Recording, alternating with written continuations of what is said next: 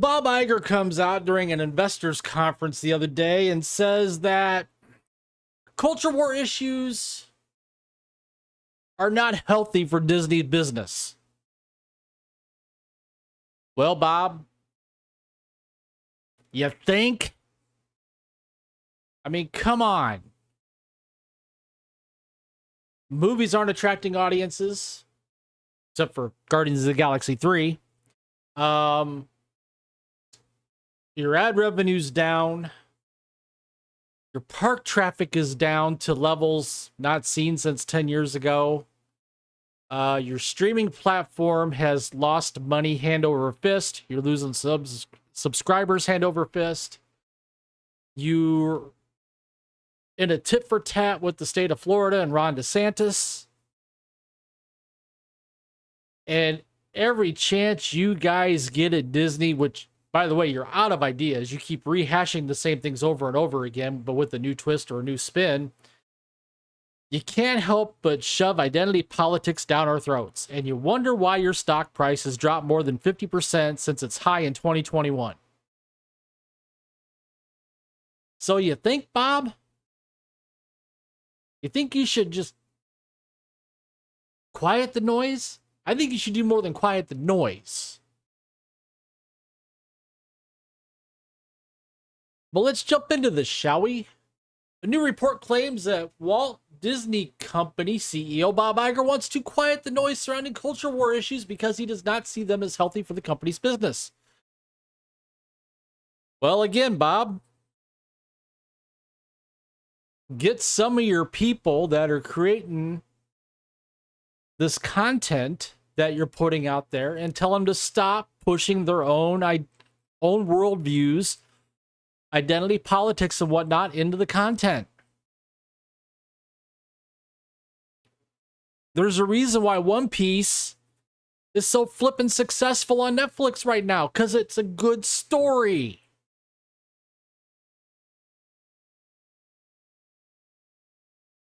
Financial analyst Laura Martin recently attended a 120-person investor event at Walt Disney World. And during that event, Bob Iger explicitly stated that he wanted to quiet the noise on culture war issues.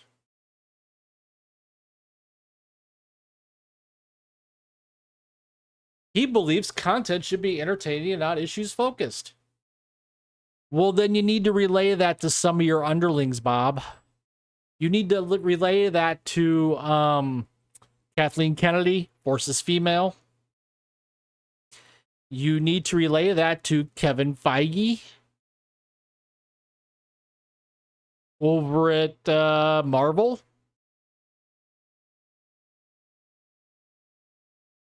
You wonder why you're in the position you're in.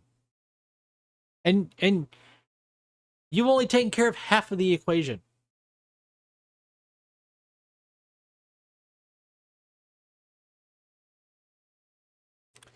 Now, this report echoes comments that Bob Iger made back in July in a CNBC interview.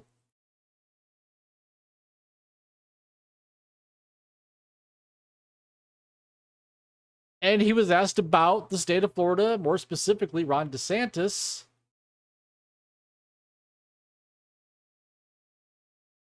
Quote unquote, attacking Disney. Saying it's a woke corporation. Well, it is a woke corporation.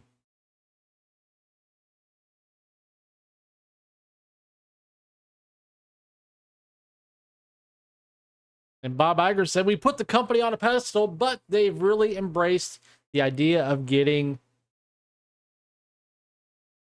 certain kind of content in the program line that I'm not willing to cross. I mean, that's what he said. I quoted DeSantis there. How do you respond to that? Actually, that was the question posed to Bob Iger. That wasn't Bob Iger talking. I got that backwards. Sorry about that.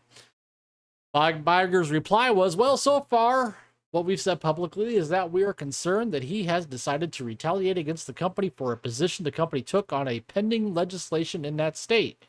Frankly, the company was within its right, even though I'm not sure it was handled very well.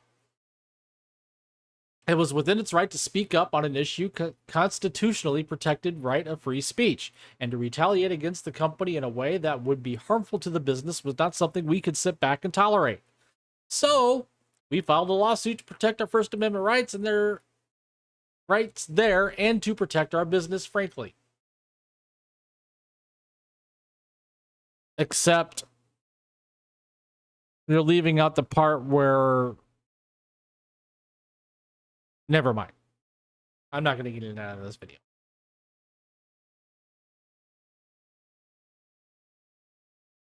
It's interesting to note in his comments to CNBC, he made it perfectly clear he did not want to be involved in a culture war. But that's what Disney does. Take, for instance, the new Snow White movie that's supposed to come out next March. Prince Charming is a stalker. It's not about the love story. It's about Snow White being a woman boss. I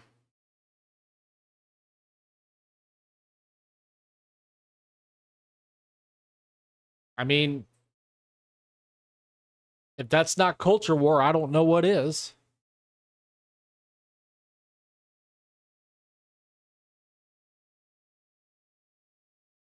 So,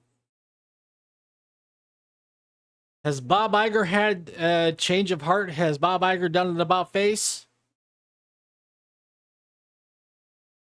I doubt it. I seriously doubt it. I think this is just lip service.